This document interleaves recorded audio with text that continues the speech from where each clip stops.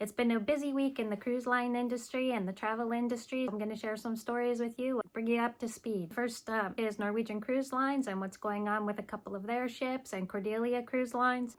It's been a really big week for MSC Cruise Lines. We'll talk a little bit about Regent Seven Seas, which is a luxury brand. And then I'll go a little bit off topic, but still in the travel industry, is a little bit about Rocky Mountaineer. I don't know if you saw my previous video, but this week there's some new ships in town sailing around doing Caribbean itineraries. So I talked about the brand new Norwegian Aqua and the World America. MSC's World America has arrived in Miami. So it just did a 2-day run, and then it's going to start doing Caribbean sailings April 12th. So 2 great big brand new ships. If you want to try Caribbean sailing on a brand new ship with all the latest bells and whistles and technology and entertainment, and usually when the cruise line comes out with a brand new ship, they want to make it the best of the best that they've had so far. To go with that new ship for MSC, they also have a brand new state-of-the-art terminal that just opened up. Drew Barrymore's the godmother, so there was a ceremony this week, and they had the naming of the ship.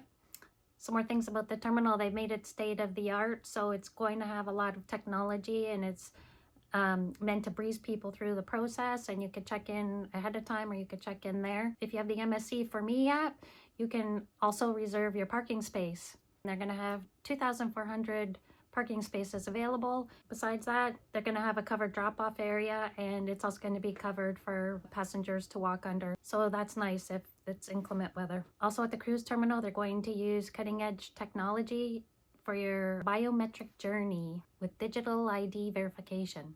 I'm not quite sure what that means. I don't know if that's a good thing or a bad thing. But anyway, it sounds like that's the way of the future. If you're unfamiliar with MSC, they also have the Yacht Club experience, which is a ship within the ship. Let's call it a higher end experience that you're going to get. You're going to have a little bit better service. You're going to have bigger spaces. You're going to have access to exclusive areas of the ship, and the same will go at this new terminal. There's going to be a yacht club lounge with snacks and drinks.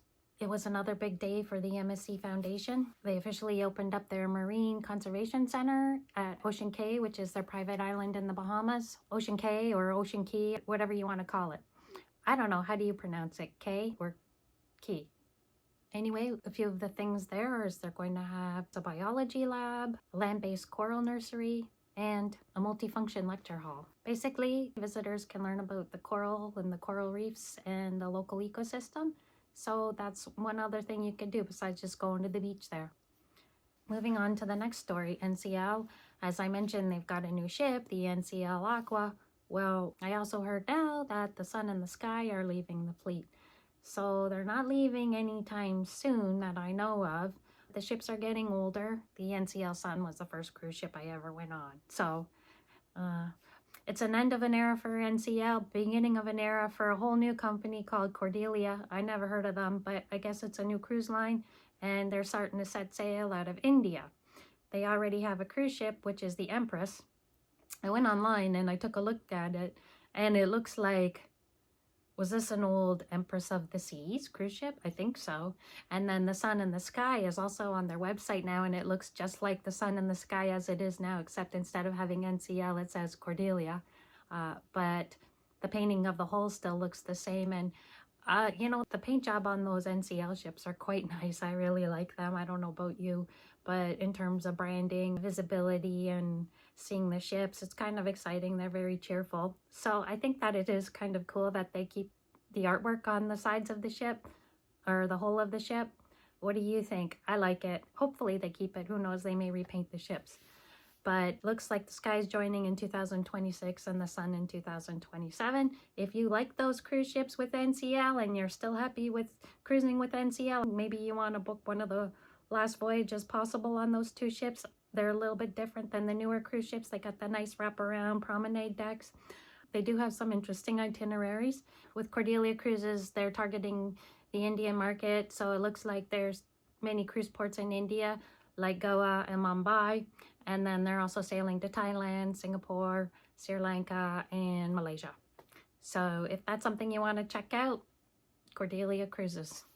Okay, well, Regent Seven Seas Cruise Line. So they're expanding their onboard programs, and they're bringing on some new entertainers and experiences on board. So You might get anything from rocket scientists doing some talks to having entertainers that maybe won a TV talent show, or entertainers that did Broadway or West End shows. Now, this isn't cruising, but a lot of people that cruise also like to go and do other types of travel, including trains and luxury trains like the Rocky Mountaineer. I've never been. It seems like quite the experience. They have some changes, and that has to do with the name. They're going to keep the name for Rocky Mountaineer in Canada. There's still different train journeys you could do there. But the train in the US has been rebranded to the Canyon Spirit, so it will be doing the Rockies to Red Rocks route. The Rockies to Red Rocks route. That's some good alliteration. Anyway, if you want to do that, they're expanding it to a 3-day trip, and that includes a stop in Salt Lake City.